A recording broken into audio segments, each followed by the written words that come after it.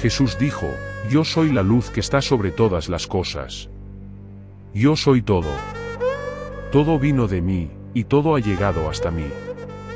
Romped un madero, allí estaré. Levantad la piedra y me encontraréis allí. Evangelio de Santo Tomás.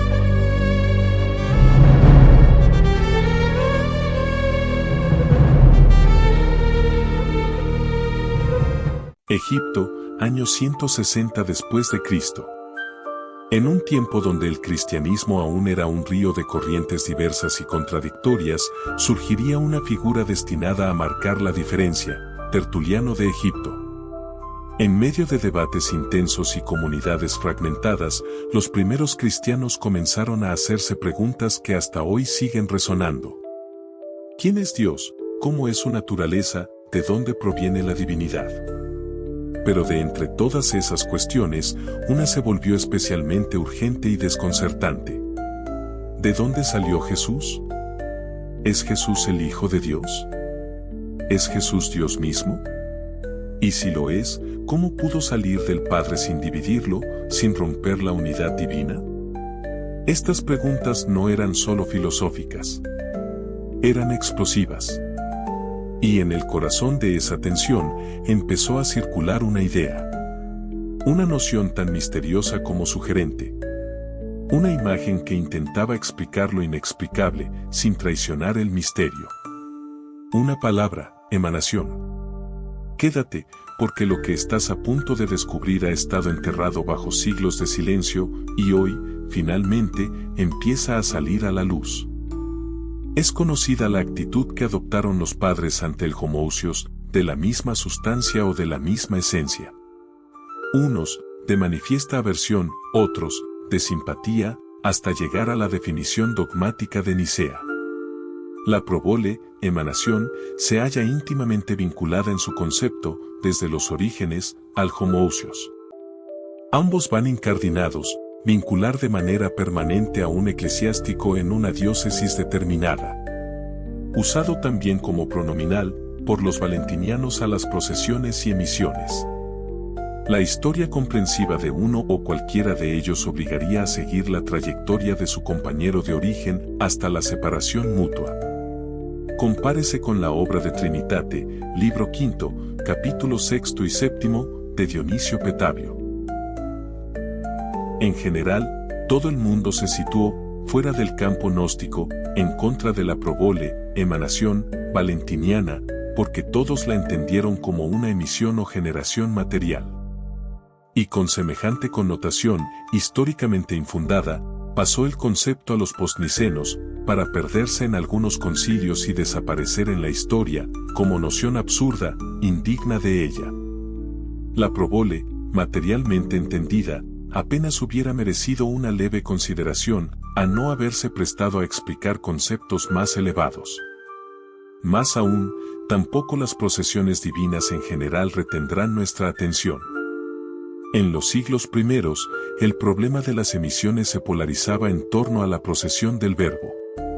Envueltos en tales capítulos, lo verá el lector, van gran parte de los preliminares de Nicea. Sobre todo, los elementos característicos tradicionales que pudieron invocar arrianos y no arrianos. El lector descubrirá fácilmente la línea continua de pensamiento que va desde los valentinianos, pasando por Orígenes, hasta los eusebianos.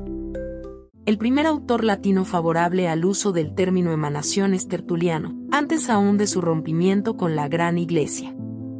Aunque no en la forma griega de probole, en otras equivalentes lo recoge ya en el Apologeticum. Hemos aprendido que este verbo ha sido emanado de Dios y que ha sido engendrado por emanación, y por eso ha sido llamado Hijo de Dios y Dios, en virtud de la unidad de sustancia. Pues Dios también es espíritu. Y así como el rayo se extiende desde el sol, es una porción del todo, pero el sol está en el rayo, porque el rayo es del sol, y no hay separación de sustancia, sino extensión. Así como una luz encendida desde otra luz permanece en su plenitud y sin disminución de la materia fuente, aunque de ella se extraigan muchas derivaciones de igual naturaleza. Del mismo modo, aquello que ha procedido de Dios, es Dios, y es Hijo de Dios, y ambos son uno solo, así también, de espíritu, espíritu, y de Dios, Dios, distintos por el modo, no por el número. Lo hizo por grado, no por cambio de estado, y no se apartó de la fuente, matriz, sino que procedió de ella. Apologeticum de Tertuliano, capítulo 21, secciones 10 y 13. Werner afirma lo siguiente: ya Séneca había empleado la analogía del sol y sus rayos para hacer ver la adhesión o unión entre emisores y emitidos. Una realidad tan grande no puede sostenerse sin el auxilio de la divinidad, por eso, la mayor parte de ella permanece allí de donde ha descendido. Así como los rayos del sol tocan la tierra, pero están realmente donde se originan, así también el alma, grande y sagrada, ha descendido aquí para que conociéramos más de cerca ciertas cosas divinas. Aunque convive con nosotros, permanece unida a su origen, de allí cuelga, hacia allí mira y tiende, y participa de lo nuestro como si fuera huésped en un lugar ajeno. Epístolas a Lucilio, 41, 5. Véase asimismo a Plotino, Eneadas 5, versículo 1, 2, 17. Tertuliano y las emanaciones, Probole. Haya o no que leer Emisum, Tertuliano descubre su pensamiento.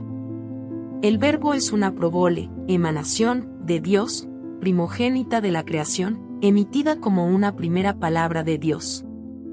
El africano conocía ya entonces a los valentinianos y sus emisiones eónicas. Entendía sin duda el abuso del término entre ellos. Pero la aceptó.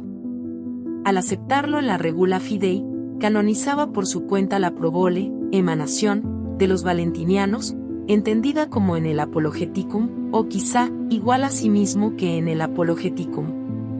La heredaba canonizada ya por la tradición. Todavía en el Adversus Hermogenem, antes aún de su paso al montañismo, recogía el término con tecnicismo evidente, y Tertuliano afirmó lo siguiente: pero los profetas y los apóstoles no enseñan que el mundo fue hecho por Dios simplemente apareciendo y acercándose a la materia, porque en ningún momento mencionaron materia alguna, sino que primero mencionaron a la sabiduría, Sofía, creada como principio de sus caminos en sus obras, y después, al verbo, sermo, emanado, por medio del cual todas las cosas fueron hechas, y sin el cual nada fue hecho. Adversus Hermogenem, 45. Prescindiendo del término y atendiendo a la doctrina de la emisión del verbo, en la forma de logos proporicos, verbo pronunciado, u otras análogas, Tertuliano pudo muy bien heredarla de escritores eclesiásticos, tanto y más que de los valentinianos. En el término probole, sin embargo, depende de la gnosis valentiniana. Tertuliano se adelanta, montañista ya, al reparo que pudiera venirle del campo ortodoxo. ¿Cómo podía legitimar el empleo de una expresión viciada ya en sus orígenes por Valentín? En Adversus Praxean, Tertuliano afirma acerca de la probole, emanación. Si alguien piensa que con esto estoy introduciendo una probole, es decir, una emanación o proyección de una cosa a partir de otra, como hace Valentín al hacer que un eón surja de otro eón. En primer lugar te diré que la verdad no deja de usar esa palabra, ni su realidad o significado, simplemente porque la herejía también la utilice. Más bien, la herejía tomó de la verdad aquello con lo que construyó su mentira. ¿Acaso fue proferido el verbo, sermo, de Dios o no? Detente aquí conmigo un momento. Si fue proferido, entonces reconoce aquí la probole de la verdad, y que vea la herejía si acaso imitó algo de la verdad. Adversus Praxean, capítulo 8. Referencia complementaria, según Arnac, Orígenes, Exateuch, 42, 3, véase también Orígenes, Homilía 11, 1, sobre el Éxodo, y Clemente de Alejandría, Estromata 6, 66, 5. Los ejemplos del término probole son tomados de la 8ª edición del diccionario de Liddell Scott, y citados por Evans en Adversus Praxean, página 239. Evans agrega: probole, en el sentido correspondiente al que usaban los gnósticos, no aparece citado directamente en la literatura griega clásica. Uno de sus significados es baluarte, protección o pretexto. Y parece posible que los valentinianos, al emplear la palabra en el sentido de emisión o más propiamente, emanación, no fueran del todo ajenos a la idea de que los eones eran una serie de defensas o velos que protegían la majestad de Dios. Por consecuencia, el término emanación, probole, en el sentido que lo usa Tertuliano, es procedente de los valentinianos y no de los griegos. Tertuliano en el montanismo. Porque Dios ha producido la palabra, tal como también enseña el Paráclito, así como la raíz produce el arbusto, la fuente produce el río y el sol produce el rayo, pues también estas realidades son probolai, emanaciones de las sustancias de las que proceden. La Briolla estudia brevemente el pasaje en la página 3. Aún prescindiendo de la última cláusula, porque también estas cosas, que probablemente es enteramente de Tertuliano. La línea montañista resulta digna de interés por el solo hecho de haber canonizado en la teología trinitaria las tres formas de emanación. Tertuliano, en su etapa católica, había aplicado al verbo la idea de que procede del Padre como un rayo procede del sol, o también, como luz que procede de la luz, imagen con base indudablemente bíblica. La analogía de cómo la raíz produce el arbusto y cómo la fuente produce el río, al aplicarse a la emanación del verbo, comenzaría, según esto, con la nueva profecía. Montano, por lo visto, se había ocupado abiertamente de la procesión del verbo, con una terminología muy próxima a la valentiniana, y quizá contra el modalismo de algunos. Entre sus oráculos no es fácil hallar elementos dogmáticos que lo declaren. Evans, en Adversus Praxean, página 242, señala el uso de la imagen de la emisión como el río procede de la fuente, tanquam a fonte fluvius. Para esta imagen, Evans remite a un texto bíblico. El último y gran día de la fiesta, Jesús se puso en pie y alzó la voz diciendo: si alguno tiene sed, venga a mí y beba. El que cree en mí, como dice la Escritura, de su interior brotarán ríos de agua viva. Juan 7, 37-38. La fuente de vida. Dejando de lado Génesis capítulo 16, versículo 7, el ángel de Dios encontró a Agar junto a una fuente, que dio pie a Filón de Alejandría para desarrollar importantes especulaciones sobre la sabiduría, fácilmente aplicables al verbo trinitario, en Sobre la huida y el exilio, sección 166. Ver también Luis, Ebriedad sobria, páginas 8 y siguientes. Conviene destacar, por su enorme resonancia tanto en la tradición judía como cristiana, el texto clásico de Jeremías capítulo 2, versículo 13. Porque dos males ha cometido mi pueblo, me han abandonado a mí, la fuente de aguas vivas, para excavarse cisternas rotas que no retienen el agua. En hebreo, fuente de aguas vivas, y en griego, fuente de vida, que significa literalmente fuente de vida. Para la exégesis y evolución de este versículo, véase la nota erudita y detallada de Luis en Ebriedad sobria, página 9, nota 1, y si se desea. También en las páginas 88 y 163 del mismo libro. Este pasaje es mencionado de forma significativa en el libro de Enoc Eslavo, capítulo 96, versículo 6, edición de R.H. Charles, Los apócrifos y pseudoepigráficos del Antiguo Testamento, tomo 2, página 267, ver también el mismo tomo, página 203 en relación con Enoc 22, 9, y página 216. Filón de Alejandría aplica esta imagen a Dios, refiriéndose él como fuente de vida, o mejor aún, como fuente de almas vivientes, en obras como Sobre la creación del mundo, sección 30, y Sobre la eternidad del mundo, sección 106. También lo llama fuente de los bienes, en Sobre la creación del mundo, secciones 20 y 21, y en Sobre el Decálogo, los 10 mandamientos, sección 81. Asimismo, en Sobre los sueños, libro 2, sección 238 y siguientes, Dios es descrito como un río, una imagen que subraya su acción constante y vivificante. Más tarde, Esta imagen fue utilizada por Orígenes en un contexto trinitario, especialmente en su comentario al Evangelio de Mateo, libro 12, capítulo 9. El Padre se representa como la fuente de vida, en hebreo Makor Chayim, y el Hijo como la vida misma. Se distingue expresamente entre uno y otro mediante la distinción que va de la fuente, Toquía, al río, Potamos. Hay un río que tiene su fuente en algún lugar, y su corriente va hacia abajo. Así el Padre es la fuente y el Hijo es el río. El pasaje de Jeremías 2:13 fue usado también en un sentido trinitario por San Atanasio en su oratio contra los arrianos, Discurso 1, capítulo 19. Junto con algún otro texto bíblico relacionado con la idea de la fuente de vida, como Baruch 3:12. Sobre esto, ver de Renon, Etudes 3, páginas 164 y siguientes, y Kretzmar, Trinitat, página 52. A esta imagen de la luz, asumiendo la dualidad fuente-río como equivalente al Padre-Hijo, cabe agregar la exégesis de Orígenes sobre Juan 7, 38, Proverbios 5, 15 y Jeremías 18, 3. Según la Septuaginta. Estos textos se encuentran comentados en H. Ranner, Flumine de Ventre Christi, en Bíblica 22 páginas 273 a 282. También conviene mencionar para la inspiración bíblica de la fuente de vida los siguientes pasajes: Salmo 35, 10, Jeremías 17, 13 y siguientes. Varios de estos textos aparecen juntos en San Atanasio, en Decretum Concilii Niceni, Decreto del Concilio de Nicea, capítulo 12, sección 2, edición Opitz, tomo 2 y 1, páginas 11 y siguientes.